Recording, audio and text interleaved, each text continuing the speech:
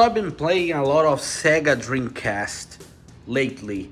I know it's 2024 and the Sega Dreamcast was released like 1998 and it's been a long time, I know, but this is my first Sega Dreamcast. I already made videos talking about this experience that I'm having with the Sega Dreamcast. Not only the Sega Dreamcast I've been playing, I've also been playing a lot of PlayStation 2.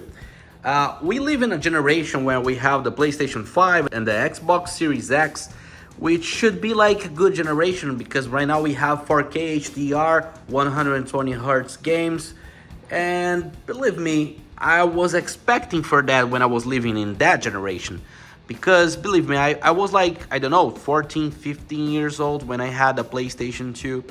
And I already thought like the image was something beyond the imagination. The graphics couldn't be better the way it was in that time. And when I saw the Sega Dreamcast for the first time, because I had a friend, he was like rich friend, and he had a Sega Dreamcast. And when I saw the first time that he played, I think was Dead or Alive or Soul Calibur, I thought like nothing could be better than that in that time with the graphics. But now we live in a generation with so many good things and I feel like something is missing. It's because of the games, it's not the way they were before. I only have 3 games for the Sega Dreamcast. I didn't have the opportunity to buy all the games I want. So this is the Sega Rally 2 Championship. I've been playing this and it's really hard to play. Racing games are my favorite. And I'm gonna show a little bit of gameplay and I'm gonna explain a little bit about this game.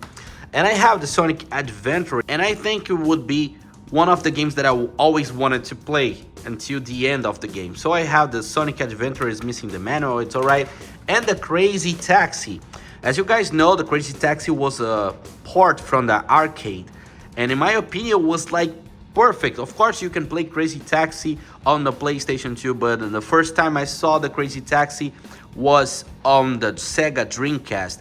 And believe me, I don't think there's other way to play Crazy Taxi than play on the Dreamcast. I think the Dreamcast is the best experience of playing Crazy Taxi. I'm not gonna talk about the PlayStation 2 today, even though they are in the same generation. And unfortunately, the Sega Dreamcast left so early the market.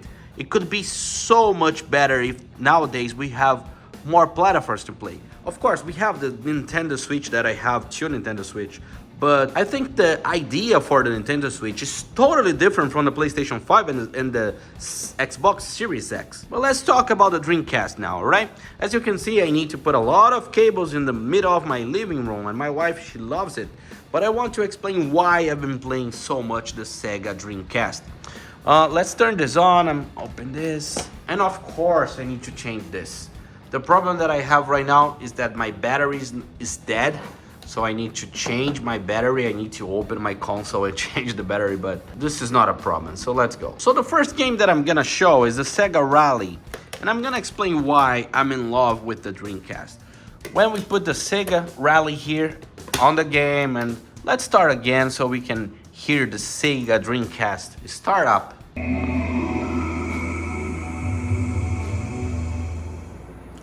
It was so nice. I don't know, I miss this kind of introduction when you turn on your video game.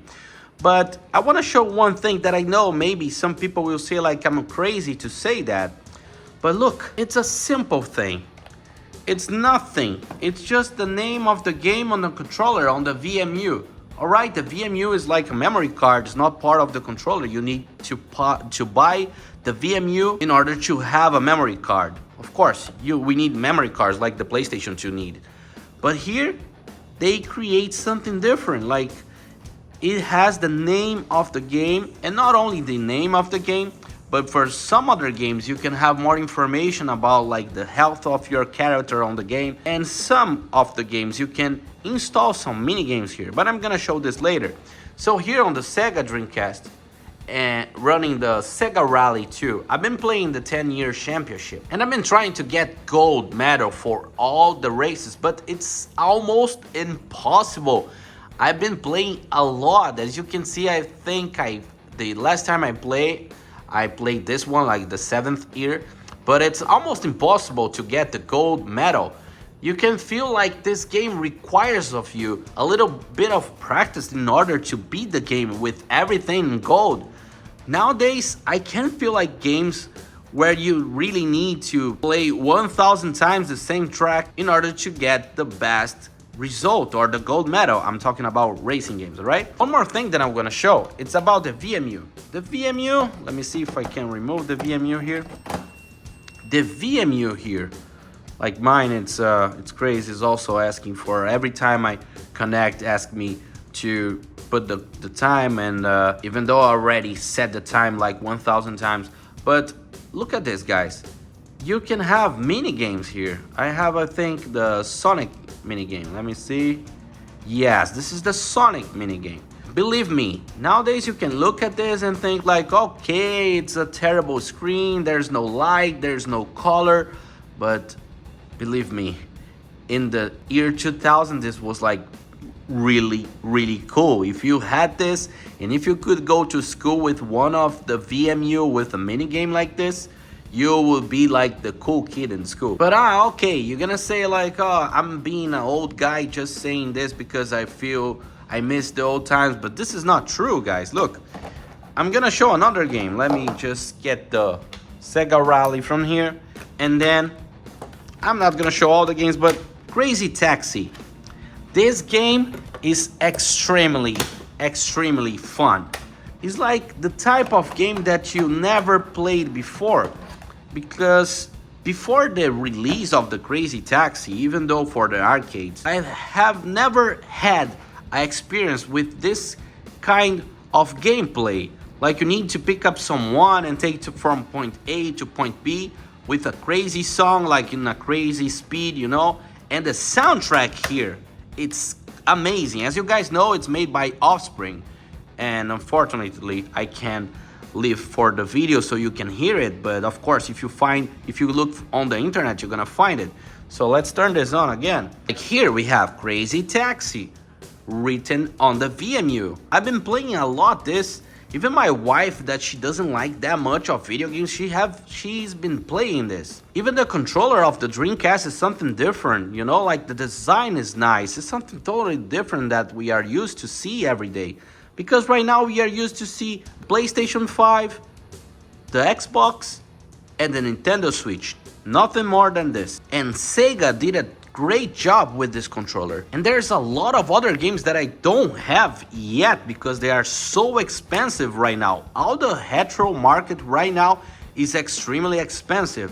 One of the games that I want to buy for my Sega Dreamcast is the Marvel vs. Capcom 2. This game is like $200 right now.